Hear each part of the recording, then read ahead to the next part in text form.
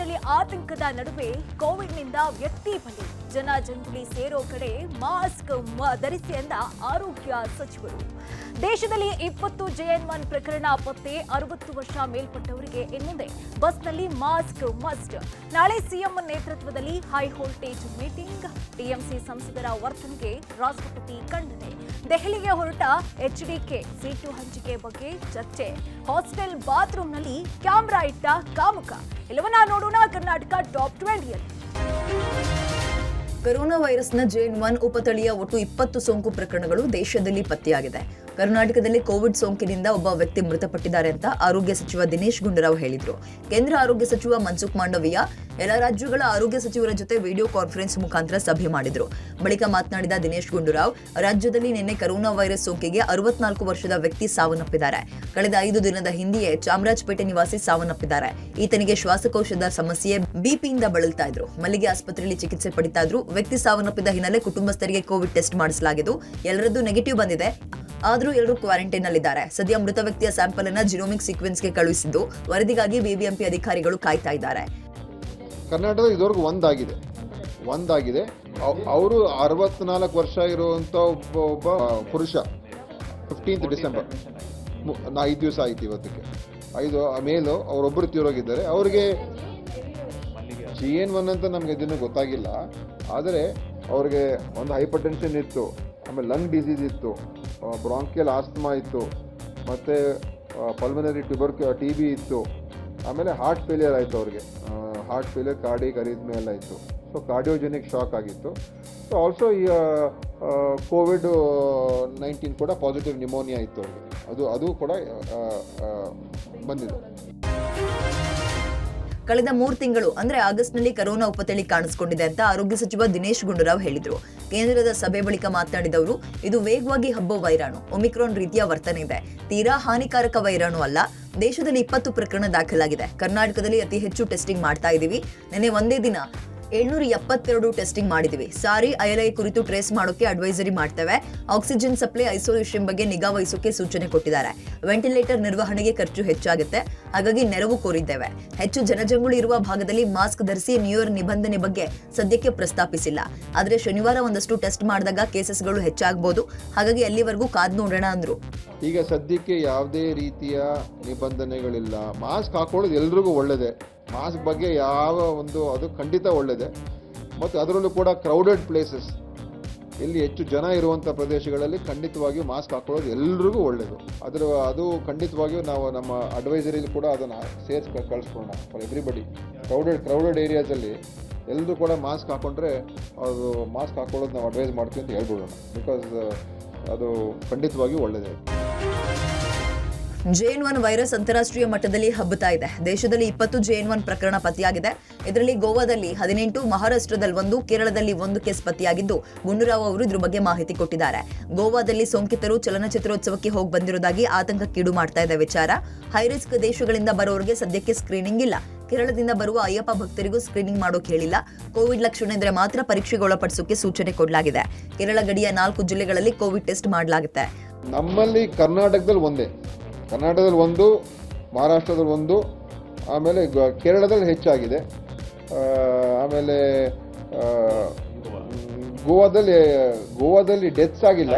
JN1 variant ಅಂತ prove ಆಗಿದೆ. 18 cases ಆಗಿದೆ JN.1.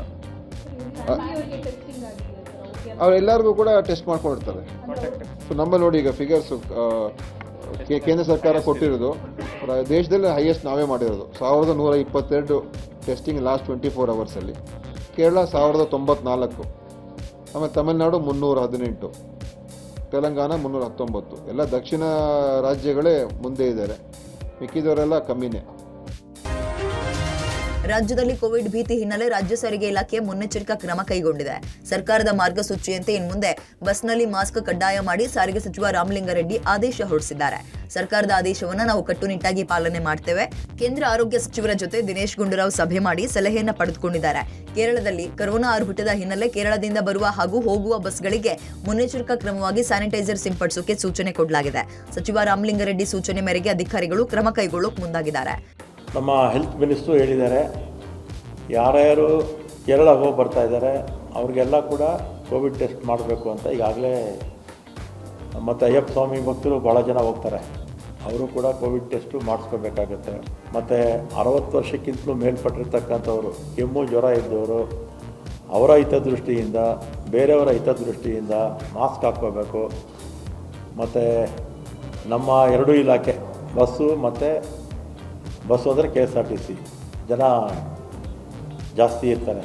ಎಲ್ಲರೂ ಪ್ರತಿಯೊಬ್ಬರು ಕೂಡ ನಿಮ್ಮ ಆರೋಗ್ಯದ ದೃಷ್ಟಿಯಿಂದ ಎಲ್ಲರೂ ಕೂಡ 60 ವರ್ಷ ಆಗಿರ್ತಕ್ಕಂಥವ್ರು, ಅದರಲ್ಲಿ ಕೆಮ್ಮು ಜ್ವರ ಇದ್ದಂಥವರು ಕಡ್ಡಾಯವಾಗಿ ಮಾಸ್ಕ್ ಹಾಕ್ಕೊಳ್ಳಿ ಅಂತ ಜನರಲ್ಲಿ ಮನವಿ ಮಾಡ್ತಾರೆ. ಇವಾಗ ನಮ್ಮ ಬಸ್ಸಲ್ಲಿ ಹೋಗೋರು ಹಾಕ್ಕೋಬೇಕು. 60 ವರ್ಷಕ್ಕಿಂತ ಮೇಲ್ಪಟ್ಟಿರ್ತಕ್ಕಂಥವರು ಕೆಮ್ಮು ಜ್ವರ ಇದ್ದರೆ ಅವರು ಹಾಕ್ಕೋಬೇಕು. ಕೇರಳದಲ್ಲಿ ಕೊರೋನಾ ಹೆಚ್ಚಾಗ್ತಾ ಇರೋದ್ರಿಂದ ಕರ್ನಾಟಕದಲ್ಲಿ ಹೈ ಅಲರ್ಟ್ ಆಗಿದ್ದಾರೆ. ಸಿಎಂ ನೇತೃತ್ವದಲ್ಲಿ ನಾಳೆ ಹೈ ವೋಲ್ಟೇಜ್ ಸಭೆ ನಡೆಯುತ್ತೆ. ನೆರೆ ರಾಜ್ಯ ಕೇರಳದಲ್ಲಿ ಕೊರೋನಾ ಹೆಚ್ಚಾಗಿರೋದ್ರಿಂದ ನಾಳೆ ಸಿಎಂ ನೇತೃತ್ವದಲ್ಲಿ ಸಭೆಯಲ್ಲಿ ಮಹತ್ವದ ನಿರ್ಧಾರವನ್ನ ಕೈಗೊಳ್ಳುವ ಸಾಧ್ಯತೆ ಇದೆ. ಸಭೆಯಲ್ಲಿ ಆರೋಗ್ಯ ಇಲಾಖೆ ಸಚಿವರು, ಟಿಎಸಿ ಸದಸ್ಯರು, ಆರೋಗ್ಯ ಇಲಾಖೆಯ ಹಿರಿಯ ಅಧಿಕಾರಿಗಳ ಜೊತೆ ಸಿಎಂ ಸಭೆ ನಡೆಸಲಿದ್ದಾರೆ. ಈ ಸಭೆಯಲ್ಲಿ ರಾಜ್ಯದ ಸಿದ್ಧತೆ, ಕರ್ನಾಟಕದ ಕೊರೋನಾ ಕೇಸ್ಗಳ ಟ್ರೆಂಡ್, ಮಾರ್ಗಸೂಚಿ ಬಗ್ಗೆ ಮಾಹಿತಿಯನ್ನ ಸಿಎಂ ಪಡೆಯಲಿದ್ದಾರೆ. ಜೊತೆಗೆ ಹೊಸ ವರ್ಷ, ಕ್ರಿಸ್ಮಸ್ ಹಬ್ಬ ಇರೋದ್ರಿಂದ ಸಿಎಂ ಕೂಡ ಕೊರೋನಾ ಕಂಟ್ರೋಲ್ಗೆ ಒಂದಷ್ಟು ಸಲಹೆ ಸೂಚನೆ ಕೊಡುವ ಸಾಧ್ಯತೆ ಇದೆ.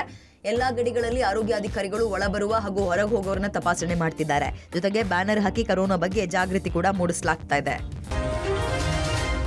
ಉಪರಾಷ್ಟ್ರಪತಿ ಜಗದೀಪ್ ಧನ್ಕರ್ ಅವರನ್ನ ಟಿಎಂಸಿಯ ಸಂಸದ ಕಲ್ಯಾಣ್ ಬ್ಯಾನರ್ಜಿ ಅಣಕಿಸಿರುವುದನ್ನು ರಾಷ್ಟ್ರಪತಿ ದ್ರೌಪದಿ ಮುರ್ಮು ಖಂಡಿಸಿದ್ದಾರೆ. ಸಂಸತ್ನ ಆವರಣದಲ್ಲಿಯೇ ಧನ್ಕರ್ ಅವರನ್ನ ಅವಮಾನ ಮಾಡಲಾಗಿದೆ. ಚುನಾಯಿತ ಪ್ರತಿನಿಧಿಗಳು ತಮ್ಮನ್ನು ತಾವು ವ್ಯಕ್ತಪಡಿಸಲು ಮುಕ್ತವಾಗಿರಬೇಕು, ಆದರೆ ಅವರ ಅಭಿವ್ಯಕ್ತಿ ಗೌರವ ಮತ್ತು ಸೌಜನ್ಯದ ಮಾನದಂಡಗಳ ಒಳಗಿರಬೇಕು ಅಂತೇಳಿ ಮುರ್ಮು ಒತ್ತಿ ಹೇಳಿದ್ದಾರೆ. ಸಂಸತ್ತಿನ ಕೆಲವು ಸದಸ್ಯರ ಅಮಾನತು ವಿರುದ್ಧ ಸಂಸತ್ತಿನ ಮೆಟ್ಟಿಲುಗಳ ಮೇಲೆ ಪ್ರತಿಪಕ್ಷಗಳು ಪ್ರತಿಭಟನೆಯ ವೇಳೆ ತೃಣಮೂಲ ಕಾಂಗ್ರೆಸ್ ನಾಯಕ ಕಲ್ಯಾಣ್ ಬ್ಯಾನರ್ಜಿ ರಾಜ್ಯಸಭೆಯ ಸಭಾಪತಿಯೂ ಆಗಿರುವ ಧನ್ಕರ್ ಅವರನ್ನ ಅನುಕರಿಸಿದ್ರು. ಇದಕ್ಕೆ ಎಕ್ಸ್ನಲ್ಲಿ ಪೋಸ್ಟ್ ಮಾಡಿರುವ ರಾಷ್ಟ್ರಪತಿ ದ್ರೌಪದಿ ಮುರ್ಮು, ನಮ್ಮ ಗೌರವಾನ್ವಿತ ಉಪರಾಷ್ಟ್ರಪತಿಯನ್ನ ಸಂಸತ್ತಿನ ಸಂಕೀರ್ಣದಲ್ಲಿ ಅವಮಾನಿಸಿರುವ ರೀತಿಯನ್ನು ನೋಡಿ ನಾನು ದಿಗ್ಭ್ರಮೆಗೊಂಡೆ. ಚುನಾಯಿತ ಪ್ರತಿನಿಧಿಗಳು ತಮ್ಮನ್ನ ತಾವು ವ್ಯಕ್ತಪಡಿಸಲು ಮುಕ್ತವಾಗಿರಬೇಕು, ಆದರೆ ಅವರ ಅಭಿವ್ಯಕ್ತಿ ಘನತೆ ಮತ್ತು ಸೌಜನ್ಯದ ಮಾನದಂಡಗಳೊಂದಿಗಿರಬೇಕು. ಅದು ನಾವು ಹೆಮ್ಮೆ ಪಡುವಂತಹ ಸಂಸದೀಯ ಸಂಪ್ರದಾಯವಾಗಿದೆ. ಭಾರತದ ಜನರು ಅದನ್ನ ಎತ್ತಿ ಹಿಡಿತಾರೆ ಅಂತೇಳಿ ನಿರೀಕ್ಷಿಸ್ತಾರೆ ಅಂತ ಮುರ್ಮು ಸಾಮಾಜಿಕ ಜಾಲತಾಣ ಎಕ್ಸ್ನಲ್ಲಿ ಬರೆದುಕೊಂಡಿದ್ದಾರೆ.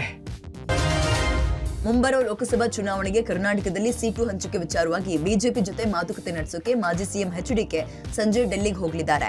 5ರಿಂದ 7 ಕ್ಷೇತ್ರಗಳನ್ನ ಉಳಿಸಿಕೊಳ್ಳೋಕೆ ಕುಮಾರಸ್ವಾಮಿ ಒಲವು ತೋರಿಸಿದ್ದಾರೆ ಎನ್ನಲಾಗ್ತಾ ಇದ್ದು, 7 ಕ್ಷೇತ್ರವನ್ನ ಜೆಡಿಎಸ್ ಕೊಡಬೇಕು ಅಂತ ಕುಮಾರಸ್ವಾಮಿ ಬೇಡಿಕೆ ಇಡೋ ಸಾಧ್ಯತೆ ಇದೆ.